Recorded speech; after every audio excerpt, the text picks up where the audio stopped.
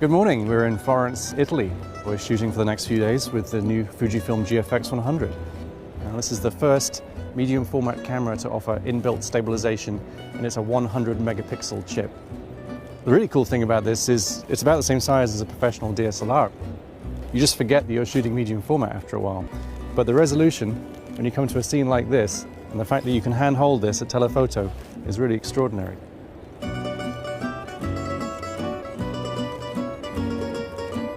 So the next few days we'll be spending some time with Clara Vannucci, who's an editorial and commercial photographer here in Florence.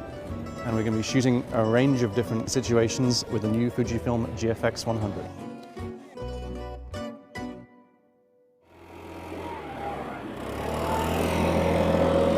It's May. Why are they using a leaf blower in May? Florence, birthplace of the Renaissance.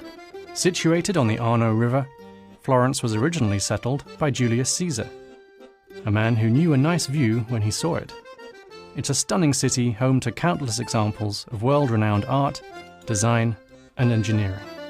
The meandering cobblestone streets open into beautiful piazzas, where Florentines and tourists alike gather in huge numbers to meet Michelangelo, Leonardo, and Pinocchio. We've come to Florence to meet editorial photographer Clara Vannucci. We brought along the Fujifilm GFX 100 for her to try, and in exchange, she let us tag along on a few assignments, provided we didn't get in the way. Attenta, attenta. I'm Clara Vannucci. I'm an Italian documentary photographer.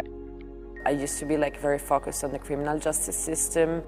I also do commercial stuff and editorials for the New York Times, for example. And I do work a lot for Vogue as well, doing travel reportage.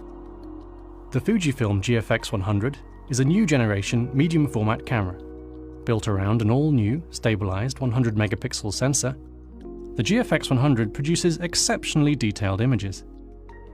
With a high-resolution viewfinder, on-sensor phase detection autofocus, top-mounted display panel, rear touchscreen, twin control dials, and a slick, heavily customizable interface.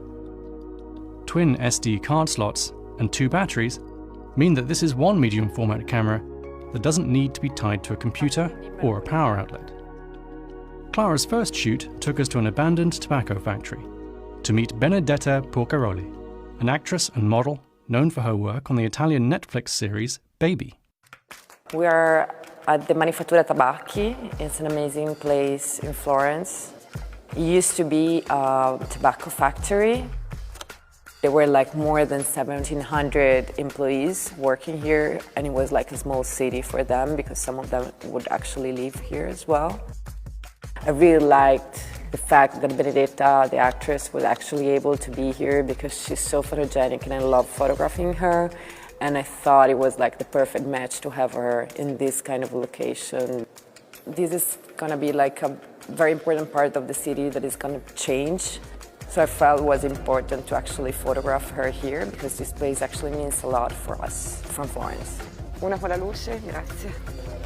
As well as editorial commissions, Clara has been working on a long-term personal project, covering the ancient and very violent game of calcio storico. Calcio storico was first played in the 15th century and revived 500 years later under Mussolini, because the 1930s weren't violent enough. Clara has been documenting the Bianchi team and has come to know the players and the coaches very well. Perfetto. The Bianchi are one of the 4 teams of the Calcio Storico Fiorentino. That is a very ancient sport played here in Florence, usually in the square of Santa Croce. Kind of ancient football or something like that. There are a few rules, but basically you can fight and punch and kick wherever you want. At first glance, calcio storico shares some similarities with soccer or rugby. 2 sides try to put a ball into a net. But imagine a soccer or rugby match being played in the middle of a violent pitch invasion. It's too brutal to be a sport, but too small to be a war. Kicking, choking, grappling, scratching and slapping are all fair play in pursuit of victory. A lot of people, when they see it for the first time, they are like maybe a little bit shocked, but it's a war game, so it's a very tough game. It's okay for us, you know, it's normal for us. It's actually pretty exciting.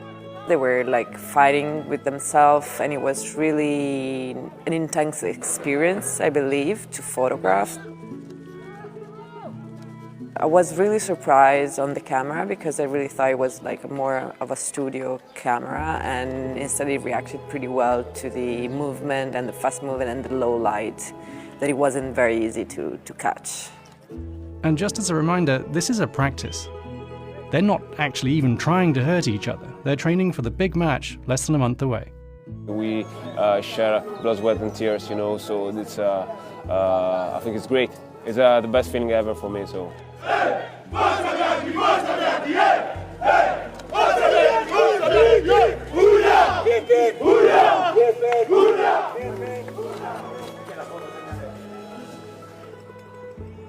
The next morning, we woke early with plans to go to the Tuscan wine country.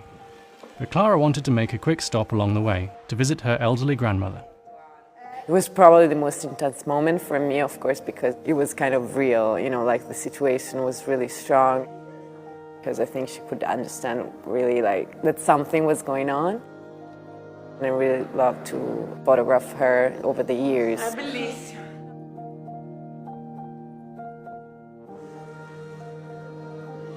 And then we went to the countryside. We went there to photograph an artist, a sculptor. We are in the middle between Siena and Florence. This area is the most important for the red wine, Sangiovese. My name is Lorenzo and I work on stone. I'm a sculptor. He was actually doing his granite sculpture over there in the countryside. It was an amazing day and the location was great.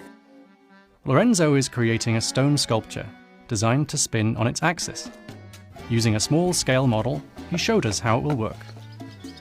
Equilibrium between the line of the middle and the exterior of the stone. So I use the energy from the stone for twist the stone.